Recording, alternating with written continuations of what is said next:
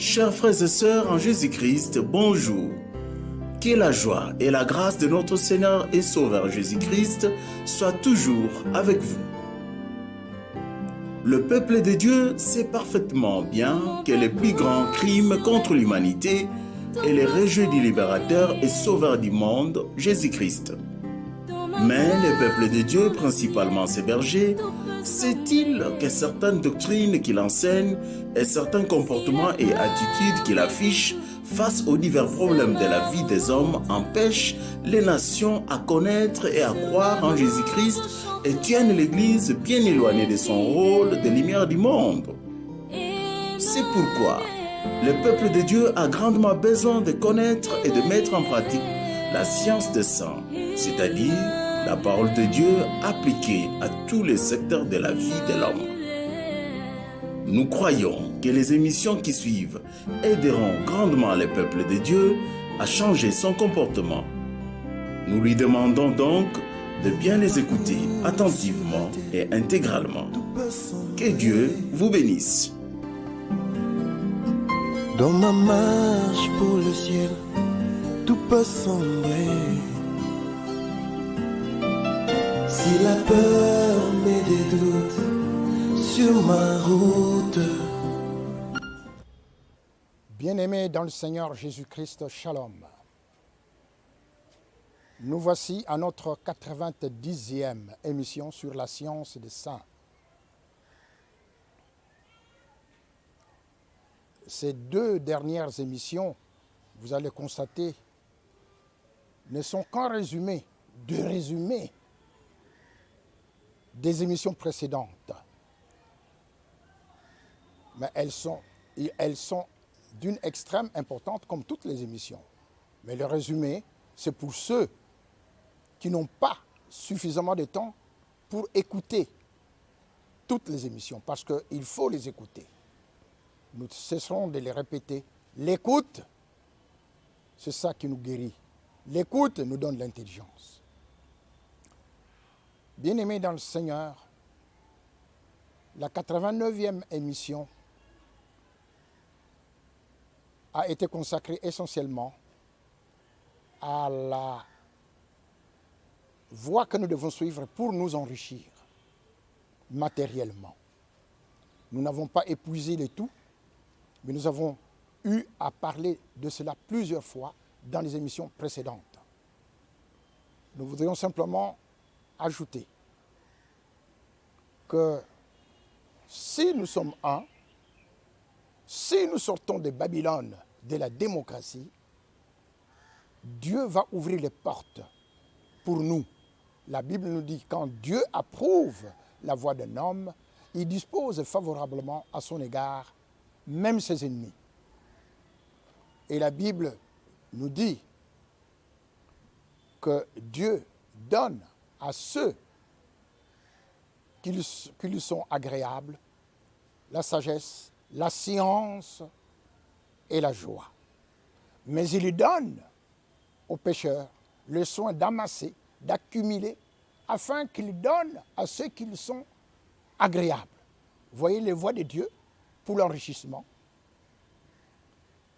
Observez la parole de Dieu, demeurez dans la parole de Dieu, mettez en pratique la parole de Dieu, et Dieu va se souvenir de vous, vous allez l'invoquer, et il va mettre à votre disposition ceux qui vous opprimaient, même vos ennemis. Quand Dieu approuve la voie d'un homme, il dispose favorablement à son égard même ses ennemis. Nous avons eu à expliquer ce que Dieu va faire. Écoutez toutes ces émissions. Mais il faut que nous soyons agréables à Dieu. Parce que sans la foi, il est impossible d'être agréable à Dieu. Et c'est ici maintenant que nous voyons. Qu'est-ce que nous devons faire pour être agréable à Dieu? Qu'est-ce que nous devons faire pour avoir la foi en Dieu? Nous avons dit, et ce n'est pas nous, mais la Bible nous dit, que si vous voyez dans un pays le pauvre opprimé, le droit et la justice foulés aux pieds, il ne faut pas vous en étonner. c'est qu'un homme élevé est placé sous surveillance d'un autre plus élevé que lui, et au-dessus d'eux, il en est de plus élevé encore. C'est Satan qui a construit la montagne des dominateurs. C'est pourquoi il est écrit, nous n'avons pas à lutter contre la chair et le sang, mais contre les dominations, contre les autorités, contre les princes de ce monde des ténèbres, contre les esprits méchants dans les lieux célestes. Nous n'avons pas à lutter contre les hommes. La démocratie, c'est lutter contre les hommes, mais ces gens qui font la démocratie, ils ne comprennent pas qu'ils n'ont pas à lutter contre les hommes. Ils ont à lutter contre les dominations, les esprits méchants dans les lieux célestes. Et ces esprits-là, ces dominations, n'ont été vaincus que par une seule personne, Jésus-Christ. Il est écrit, il a dépouillé les dominations et les autorités, il les a livrées publiquement en spectacle, en triomphant d'elles par la croix. Colossiens 2,15. Donc, si nous ne sommes pas avec Jésus-Christ, peine perdue. Sans moi, vous ne pouvez rien faire. Il faut que nous comprenions cela. Mais maintenant, comment allons-nous régner, être roi? La Bible nous dit ceci. En Christ, vous avez été élus avant la fondation du monde pour être saints et irréprochables devant Dieu. En Christ, Éphésiens chapitre 1er, vous avez été élus, nous avons déjà été élus avant notre naissance, comme Jérémie le dit, avant que je sois formé, il écrit, avant que tu ne sois formé dans le ventre de ta mère, je te connaissais. Et avant que tu ne sois sorti de ce ventre de ta mère, je t'avais déjà établi prophète des nations. Nous aussi, nous avons déjà été élus avant notre naissance. C'est pourquoi nous ne devons plus faire les élections des hommes. Nous avons déjà été élus avant. C'est Dieu qui nous a élus en Christ. Lorsque vous êtes en Christ, cherchez à demeurer dans le Christ et Christ va vous montrer la voie à suivre parce que vous avez déjà été élus. La Bible nous dit, quel est l'homme qui craint l'Éternel? L'Éternel lui montre la voie qu'il doit suivre. Son âme reposera dans le bonheur et sa postérité possédera le pays. Voyez, sa postérité, ses enfants. Ils vont posséder, ils vont être rois de la terre, posséder le pays. Car l'amitié de l'Éternel est pour ceux qui le craignent et son alliance leur donne instruction. Quand vous êtes en alliance avec Dieu, Dieu vous donne des instructions, c'est clair. Il faut que vous les sachiez. Si vous n'avez pas encore des instructions de Dieu, soyez en alliance avec lui. Fais de l'Éternel tes délices et il te donnera ce que ton cœur désire. Il faut être en alliance avec Jésus-Christ. Alors Jésus-Christ va te dire ce que tu dois être. Mais les autres ne le savent pas. Les autres ne le voient pas. Comment vont-ils le savoir? Comme être président, comme être ministre, comme être... Non, les autres vont le savoir par les œuvres, par votre comportement. La Bible nous le dit.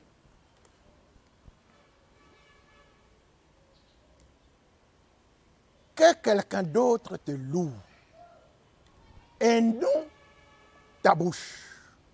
Un étranger et non tes lèvres. Tu entends? Ce n'est pas à toi-même à dire, moi, le Seigneur m'a dit ceci, moi je vais être... Non! Ce sont les autres qui vont le découvrir. Alors, comment les autres vont-ils le découvrir? La Bible nous dit, dans Jean chapitre 7, verset 18, Jean chapitre 7, verset 18. Celui qui parle de son propre chef cherche sa propre gloire. Mais celui qui cherche la gloire de celui qui l'a envoyé, c'est celui-là qui est vrai et il n'y a point d'injustice en lui. Vous entendez? Il ne faut pas venir dire si le Seigneur m'a envoyé, c'est moi qui dois être ceci, moi. Non. Toi, fais la gloire de celui qui t'a envoyé. Et les autres vont comprendre que c'est lui qui t'a envoyé.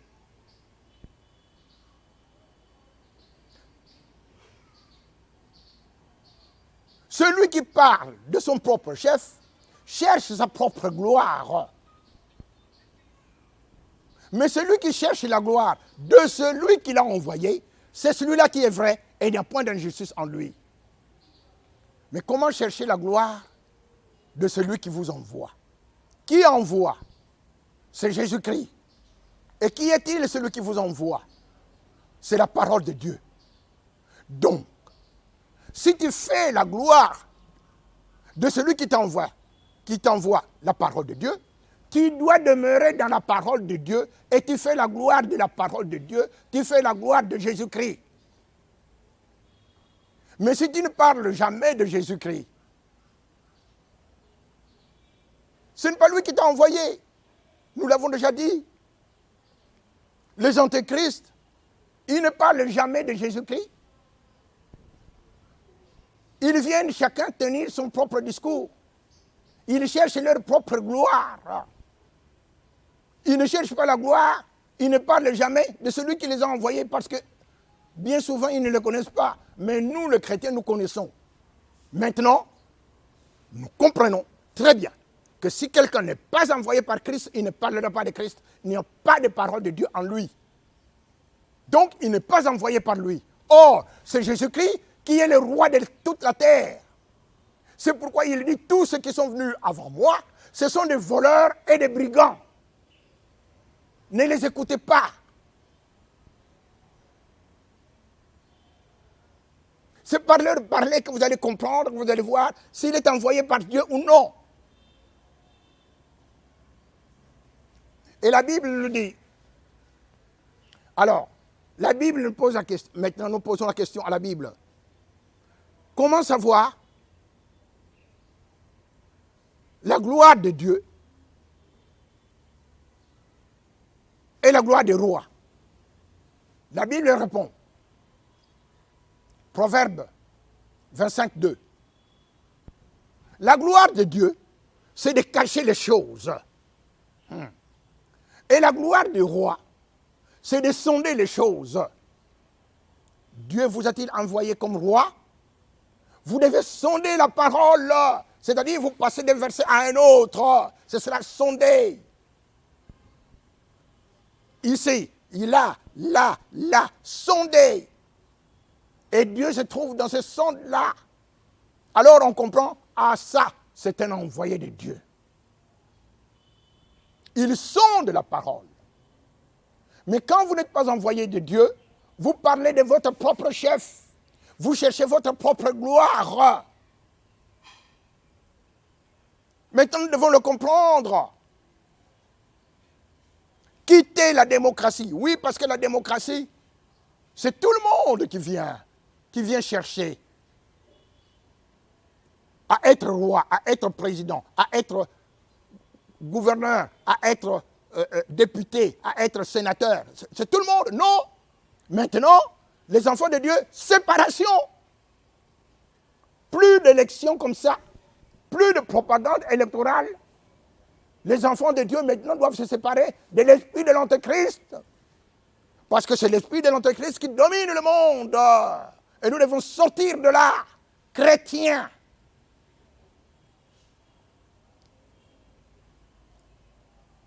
Celui qui parle de son propre chef cherche sa propre gloire. Mais celui qui cherche la gloire de celui qui l'a envoyé, qui envoie, c'est Jésus-Christ, la parole de Dieu. C'est celui-là qui est vrai. Et il n'y a point d'injustice en lui. Alors, s'il est envoyé comme roi, il va enseigner les voies de Dieu, parce que c'est cela la mission des rois. Psaume 51, verset 15. J'enseignerai tes voies à ceux qui les transgressent, et les pécheurs reviendront à toi.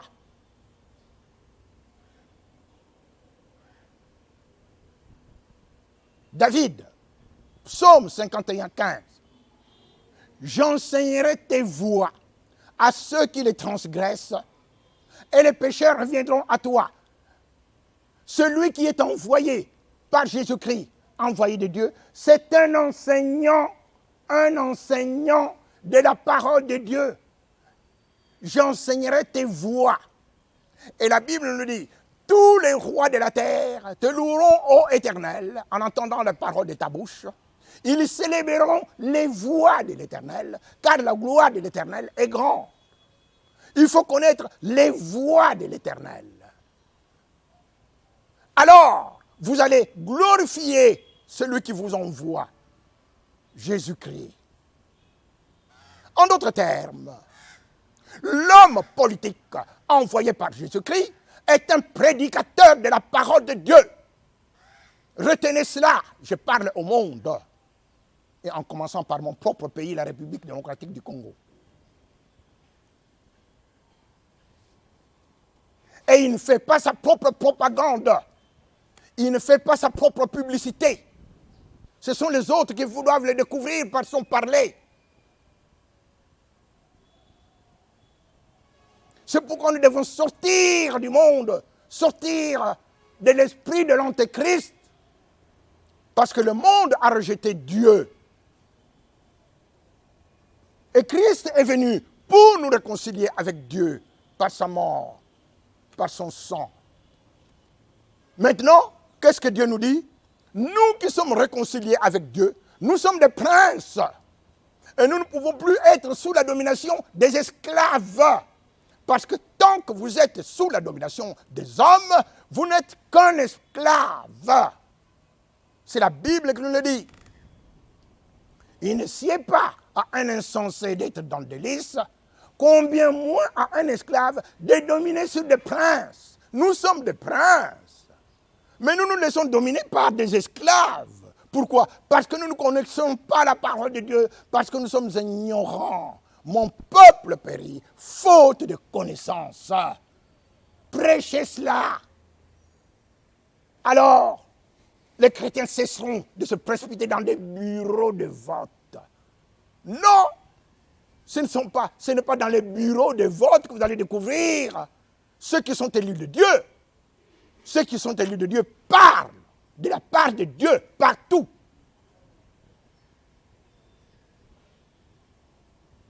L'esprit, tout esprit qui se déclare publiquement pour Jésus-Christ venu en chair, c'est cela l'esprit de Dieu. Tout esprit qui ne se déclare pas publiquement pour Jésus-Christ, c'est l'esprit de l'Antéchrist. Maintenant, il faut que la division soit claire, chrétien.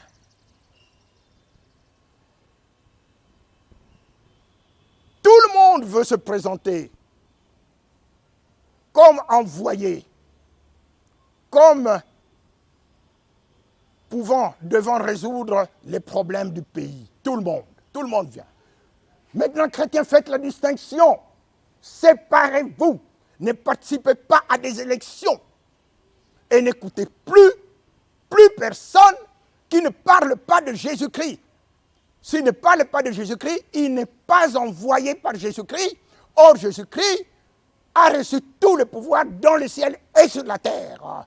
Et donc, s'il ne parle pas de Jésus-Christ, c'est un voleur et un brigand. C'est la Bible.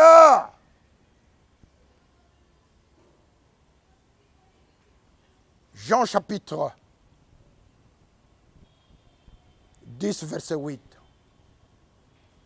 Tous ceux qui sont venus avant moi, hantés. Les antéchrists. La démocratie, c'est l'antéchrist.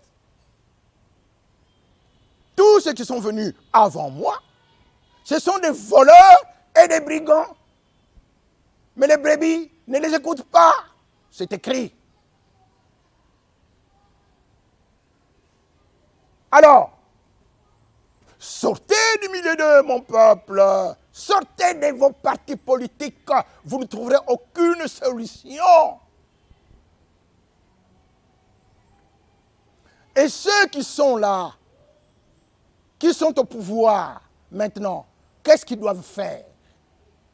Qui ont été élus démocratiquement. Dieu leur demande de démissionner. C'est la Bible. Où est-ce que c'est écrit?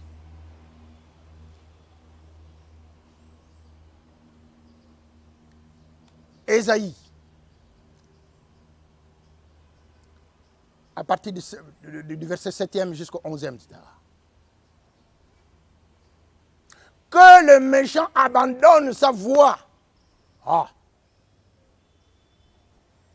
Et que l'homme d'iniquité abandonne ses pensées. Que le méchant abandonne sa voie. Et l'homme d'iniquité, c'est lui qui croit avoir de l'argent, l'iniquité, l'injustice. Ses pensées, il croit être riche, il ne l'est pas.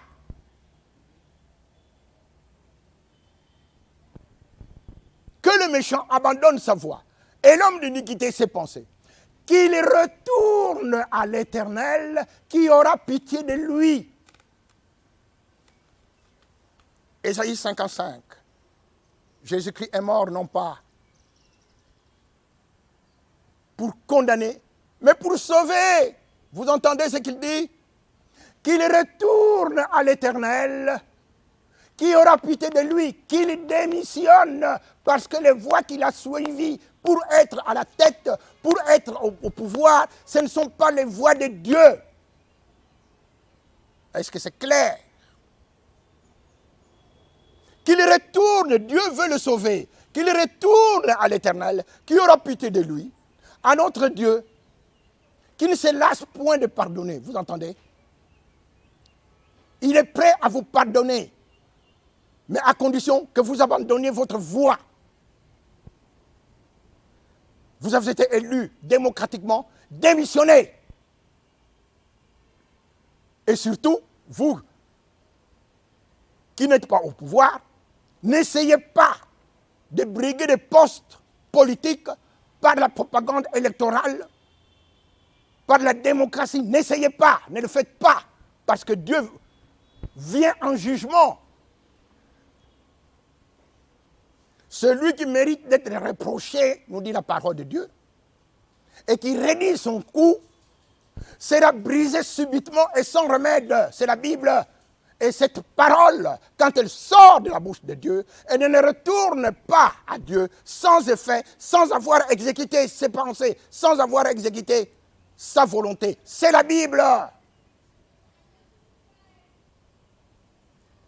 Et la Bible ajoute, la crainte de Dieu prolonge les jours, mais les années des méchants sont abrégées. Vous ne voulez pas, sachez que vos années sont abrégées.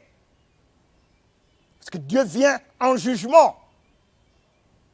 Il ne faut pas vous imaginer, bien-aimés, que ce que nous disons, nous l'imaginons. Non, non, non. Dieu, par sa grâce, c'est par sa grâce qu'il nous met cela dans la bouche. Il a fermé nos yeux physiques pour illuminer les yeux de notre cœur, les yeux spirituels. Alors faisons attention. Si quelqu'un pêche volontairement, après avoir eu la connaissance de la vérité, il n'y a plus de sacrifice pour le péché, mais l'attente terrible du jugement et l'ardeur d'un feu qui dévorera les rebelles. La volonté de Dieu, ce n'est pas que vous mouriez, non. La volonté de Dieu, c'est que vous vous repentiez parce que Jésus-Christ n'est pas venu pour que vous mouriez. Il est venu pour vous donner la vie éternelle. Mais elle passe par la repentance, c'est-à-dire l'abandon de mauvais chemins. Que le méchant abandonne sa voie et que l'homme d'iniquité abandonne ses paroles et ses pensées. L'homme d'injustice. Comment injustice? Mais parce que tout lui appartient, et parce que tout lui appartient, il vous donne la voie par laquelle on devient riche. Mais vous vous êtes accaparé de ce qui lui appartient, alors que l'or et l'argent est à lui. Vous vous en êtes accaparé sans passer par lui. Donc, vous êtes un voleur et un brigand. Alors, qu'est-ce que vous devez faire? Vous qui êtes devenus riches, sans passer par Jésus-Christ. Le Seigneur vous demande d'abord que vous ayez la vie éternelle, c'est-à-dire croire en lui. La vie éternelle, c'est par la foi, ce n'est pas par le baptême. Non, c'est par la foi en Jésus-Christ.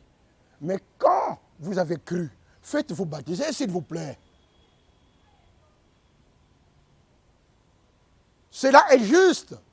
Vous savez que Jean-Baptiste allait même refuser de baptiser Jésus-Christ. Le Seigneur lui a dit, faites ce qui est juste. C'est juste de se faire baptiser par immersion. Moi qui vous parle, j'étais têtu.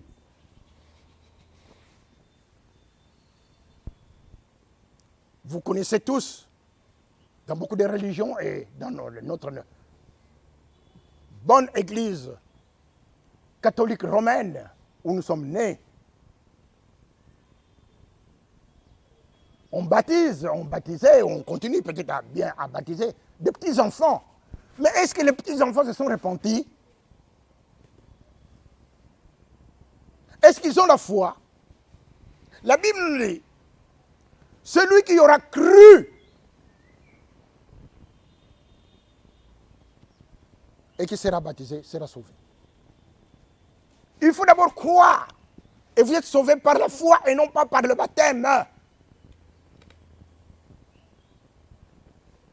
Mais si vous avez la foi, mais accomplissez ce que le Seigneur veut. Vous savez, se faire baptiser. Moi, je me suis fait baptiser à l'âge de 5 ans, 6 ans, pour le baptême par immersion. Quand j'étais bébé, évidemment, j'étais baptisé dans notre église, dans l'église catholique, où mon père était chef catéchiste. Et donc, très jeune, tout petit, j'étais baptisé selon les rites catholiques. Mais en grandissant, j'ai compris, avec les enseignements, j'ai compris que on ne peut pas être baptisé. Quel est le sens d'un baptême pour un bébé qui ne connaît pas la parole de Dieu? Mais nous répétons, ce n'est pas le baptême qui sauve. C'est la foi. Le larron, il y avait 2 larrons.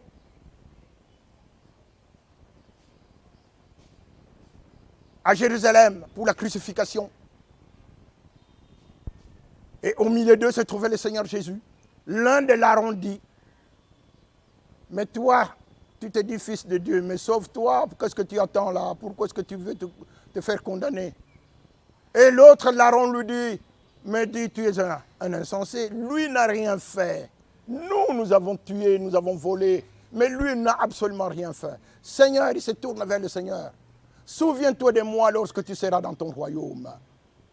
Et le Seigneur lui dit, ce soir même, tu seras avec moi dans le royaume. Est-ce qu'on l'a amené au baptême? Non. C'est parce qu'il avait la foi. C'est la foi qui sauve et non pas le baptême. Et quand vous avez la foi, quand vous êtes baptisé, parce que c'est Dieu qui veut que nous se baptiser par immersion signifie s'humilier. Ayons avec nous, ayons les sentiments qui étaient en Christ. Il n'a pas regardé son égalité avec Dieu comme quelque chose qui ne peut pas céder. Mais il s'est humilié lui-même jusqu'à mourir sur la croix. Et c'est pourquoi Dieu l'a souverainement élevé et lui a donné le nom qui est au-dessus de tout nom. Afin qu'au nom de Jésus, tous genoux fléchissent dans le ciel, sur la tête, sur la terre et sous la terre. La récompense de l'humiliation. Si vous comprenez que ce que je vous dis, ça fait la 90e, 90e émission, je ne pouvais pas le savoir dans une quelconque religion, jamais. c'est Dieu qui voit le cœur de chacun et il vient vous élever en vous donnant sa science, la science de ça. L'humilité précède la gloire.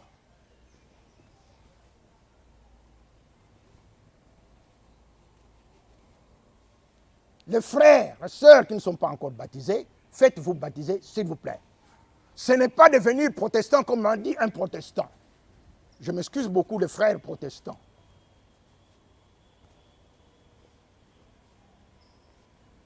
Être baptisé comme Jésus l'a demandé, ce n'est pas devenir protestant. Il n'y a aucune religion qui vous mène à Dieu. Il n'y a que Jésus-Christ. Et nous faisons ce que Jésus-Christ a dit, un point, un trait. Alors vous comprenez que pour être baptisé, il faut être conscient. Le baptême, nous dit la Bible, c'est notre identification à la mort et à la résurrection du Christ. Le baptême, c'est conscient. Il faut être conscient, mais pas un bébé, non. La Bible nous dit, l'Esprit vous convainc. Ah, vous entendez? Il faut être convaincu. L'Esprit vous convainc du péché, de la justice et du jugement. Ah, l'Esprit vous convainc. C'est l'Esprit Saint. C'est l'Esprit Saint. C'est pourquoi nous n'allons pas nous étonner de constater que Corneille, dans les Actes des Apôtres, Corneille et toute sa famille, avant ce baptême, ils parlaient en langue. Et moi qui vous parle, je parlais en langue en étant dans l'église catholique romaine. Donc le parler en langue n'a rien à voir avec une quelconque religion. Le parler en langue, l'Esprit de Dieu vient habiter en nous. Et l'Esprit existe et dans toutes les églises chrétiennes. Il ne faut pas commencer à changer. On vous dit ça, non, ils n'ont pas l'Esprit. Qui vous dit qu'ils n'ont pas l'Esprit? La Bible nous dit. Toute personne qui dit Jésus-Christ est Seigneur, personne ne peut dire que Jésus est Seigneur si ce n'est par le Saint-Esprit. 1 Corinthiens chapitre 12e. Nul ne peut dire que Jésus est Seigneur si ce n'est par le Saint-Esprit. Et donc toutes les églises, toutes confessent Jésus-Christ, toutes ont le Saint-Esprit. Mais ce n'est pas suffisant d'avoir le Saint-Esprit. Dieu vous demande de vous humilier. Faites-vous baptiser. Alors à ce moment-là, vous allez abandonner ce qui n'est pas de la Bible. Vous allez abandonner votre religion. Vous allez abandonner la vénération des saints, la ligue. Oh, nous avons tous fait cela. Mais nous devons grandir. La Bible nous dit, quand on en est encore au lait, on n'a pas l'expérience de la parole de justice, parce qu'on est encore un enfant. Mais la nourriture solide, c'est pour les hommes faits, ceux qui ont l'esprit. Pour ceux qui ont le jugement, pour discerner ce qui est bon et ce qui est mauvais. Mais Jésus-Christ vous dit, faites cela, c'est juste. Alors discernez si c'est juste de se faire baptiser ou non. Mais oui, discernez. Mais ne vous divisez pas parce que lui n'est pas baptisé par immersion, moi non. Vous avez tous l'esprit. Vous êtes tous des frères. Mais maintenant, vous voulez grandir, Dieu va vous ajouter quelque chose. Sachez-le. Parce que l'élévation vient avec l'abaissement. Celui qui s'abaisse ne peut pas être élevé. Dieu élève ceux qui sont humbles. Ce baptême, c'est de l'humilité. Vous voyez un homme, un vieux, et je vois encore des gens qui ont été baptisés avec nous. Il y en a beaucoup de vieux que je connaissais. Plongés dans l'eau, avec le pantalon, plongés comme tout. Se mouiller, oui. Parce que vous avez cru qu'il y a un Dieu qui est au-dessus de vous. Et lui est mort pour votre péché, pour vos péchés. Mais ici, on ne vous demande pas de mourir, parce que lui a déjà tout accompli. Mais maintenant, ne brandissez pas ça, parce que vous avez été baptisé par immersion, que vous avez tout, que vous connaissez tout. Non, vous êtes élève permanent à l'école de Jésus-Christ. Vous êtes encore bébé. Et vous créez des divisions parce que vous êtes bébé. C'est vos frères. Mais invitez-les, simplement, humblement, à faire ce que Jésus-Christ a demandé. C'est juste de se faire baptiser. Et Dieu vous donne une récompense parce que chaque fois que vous faites quelque chose qui est concorde à la volonté de Dieu, il y a une récompense. Bien-aimé dans le Seigneur, être roi, c'est ce que nous avons dit. Nous avons, dans la première émission, ou 89e émission, montré comment on devient riche. Mais il faut que ceux qui sont à la tête de votre pays soient des envoyés de Jésus-Christ, c'est-à-dire apôtres, c'est-à-dire disciples. Comment être disciple? Le Seigneur ressuscité des morts dit, allez, faites de toutes les nations des disciples, les baptisant, il faut être baptisé. Les baptisant au nom du Père, du Fils et du Saint-Esprit. Moi, j'ai été baptisé au nom du Père, du Fils et du Saint-Esprit. Il ne faut pas que l'on vienne troubler l'Église en disant « Soyez baptisés au nom de Jésus ». Père, Fils, Saint-Esprit égale Jésus-Christ. Il ne faut pas que vous fassiez baptiser de nouveau avec ça. Parce qu'il n'y a qu'un seul baptême pour le pardon de péché. Vous êtes baptisés au nom du Père, du Fils et du Saint-Esprit, c'est cela. C'est la formule biblique. Il ne faut plus troubler l'Église.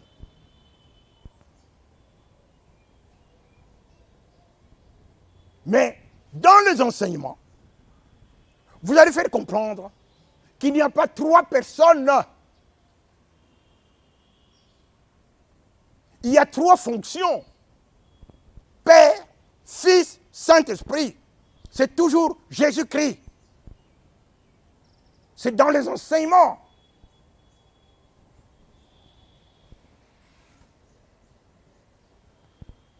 Alors vous allez grandir. Jésus-Christ va venir à vous. Il va vous enseigner. Il va vous instruire en demeurant dans sa parole, uniquement dans sa parole, parce que celui qui vous enseigne, c'est la parole de Dieu.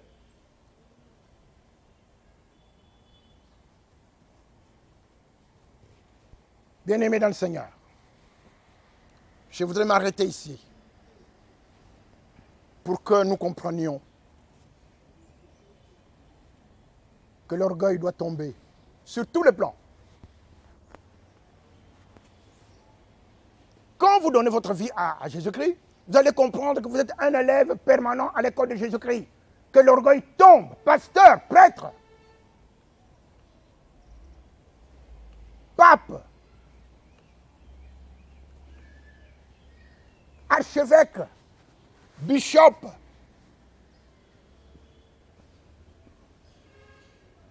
tous les titres, patriarche. Sachons que nous ne sommes que des élèves permanents à l'école de Jésus-Christ. Et quand cet orgueil tombe et que nous suivons la parole de Dieu, Dieu va nous élever.